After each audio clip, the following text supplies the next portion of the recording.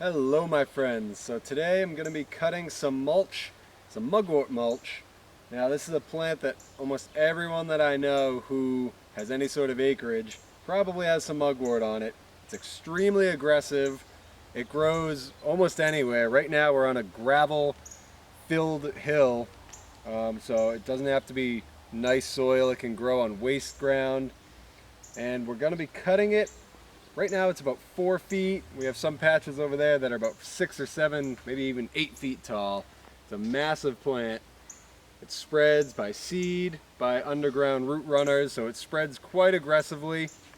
And we're going to be cutting it today right before it's going to flower for a few reasons.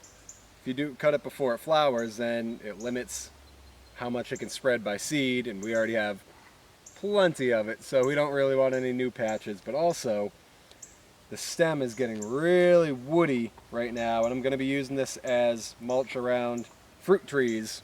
So when you want woody debris around trees for good fungal dominance in the soil, so when it's starting to get really stiff, so to cut it, my old neighbor lives across the street from my parents, actually was getting rid of this old scythe that he had, so I've honed it up. We're just going to cut some mugwort. We have a lot to get through. There's probably a better blade to use. I mean, I know there's some ditch blades, grass blades, whatever, but this is just the one I have, so I'm going to cut some of this and we'll lay it around the orchard. I'm going to be just going with a nice, even stroke. Keep it low to the ground. Make sure you're not obviously near anything you want to keep, and then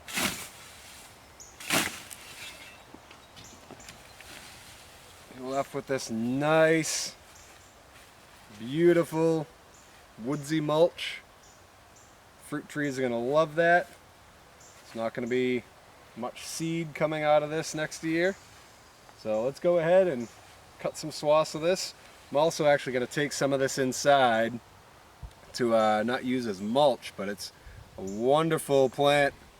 Folklore says it enhances dreams. And honestly, I've done it. I've left some by my pillow, or you can make mugwort tea, and it really does enhance some very vivid dreams. So I'm actually going to harvest quite a bit of this to use for that, because I don't know about you guys, but I am a dreamer. I love it. So a couple cool things we can do today.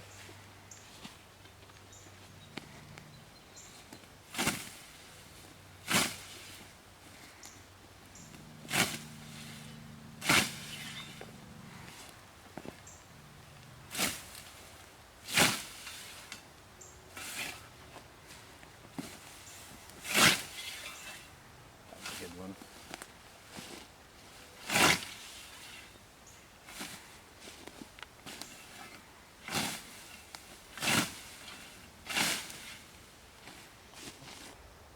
Alright, so with about 10 minutes of work, where all we burned was calories, it's the only fuel we needed, we're left with these massive piles.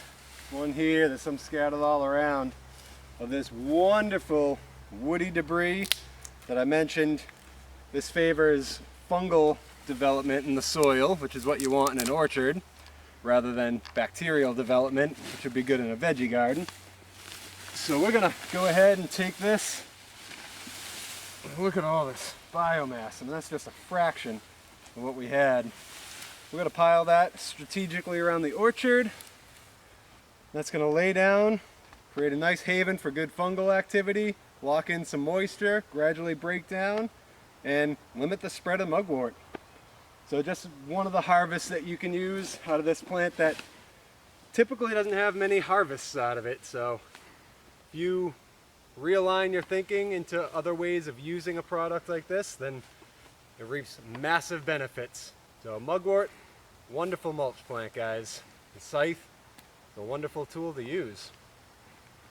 So it's a hot day though, so we're going to spread this where it's going to be appreciated for its shade, moisture retentive purposes, and I think it's time to go get a drink, go grab some lunch. Thanks for watching, guys.